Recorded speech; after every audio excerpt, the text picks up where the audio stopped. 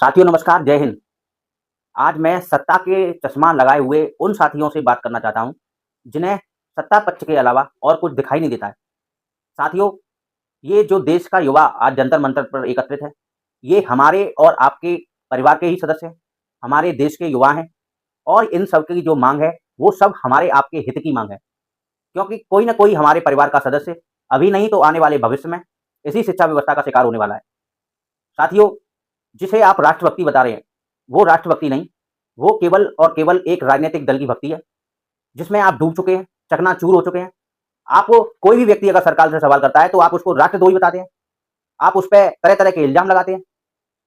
अब इस समय को बदलाव की माँग है और मैं आप सबसे भी रिक्वेस्ट करता हूँ, हाथ जोड़ करके विनती करता हूँ कि युवाओं का समर्थन करें और इस भक्ति के चश्मे को उतार करके, जो वाक़ई में राष्ट्रभक्ति है, जो कि हमारी शिक्षा व्यवस्था से सुधर सकती है, उस पर बात करें, उस पर समर्थन करें और उस बदलाव की आंधी में अपना सहयोग करें।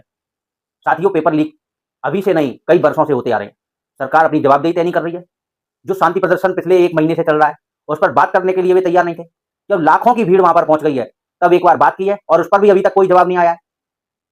तो ये राष्ट्रभक्ति होती है। मैं मानता हूँ कि उस भीड़ में कुछ लोग अपने-अपने तरीके के बयानबाज़ी की, उन बयानों पर ध्यान ना दे करके आपको उस आंदोलन के उद्देश्य पर ध्यान देना चाहिए। भारत के प्रधानमंत्री केवल और केवल हमारे जो देश के बड़े उद्योगपति हैं, जो गुजराती ठग हैं, उनके लिए काम कर रहे हैं।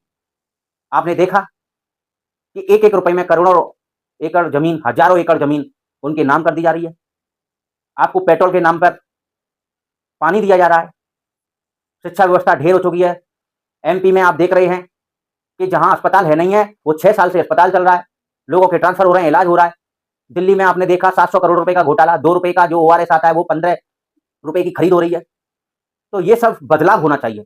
जो सिस्टम को गंध लग चुकी है, सिस्टम में जो कुर्सियों पर जो लोग बैठे हैं, वो लोग भ्रष्ट पहुँच गए हैं। इन सबको बदलाव ज़रूरी है। चाहे सत्ता बदले या विपक्ष के सहयोग से बदले या हमारे देश का जो एकता है, जो आज युवा करने की प्रयास में है, उसके माध्यम से बदले। तो मेरा आप सभी से हाथ जोड़ के निवेदन है कि युवाओं का समर्थन करें, उनके ढाँढस को बधाएँ, उनके साहस को आप तारीफ़ करें और उनका सहयोग करें। ना कि आप उन पे इल्ज़ाम लगाएँ, ना कि उनके मनोबल को गिराने का काम करें। अब ये बदलाव की आंधी और बढ़ती जाएगी और जिन लोगों को लगता है कि मोदी जी इस चीज़ को हैंडल कर लेंगे, मोदी जी अपनी लाठी डंडे के बल पे इसका समाधान कर लेंगे, तो वो अपने आँख कान खोल करके अब ध्यान दें कि ये आंधी अब रुकने वाली नहीं है, ये आंधी बहुत तेज़ी से फैलेगी।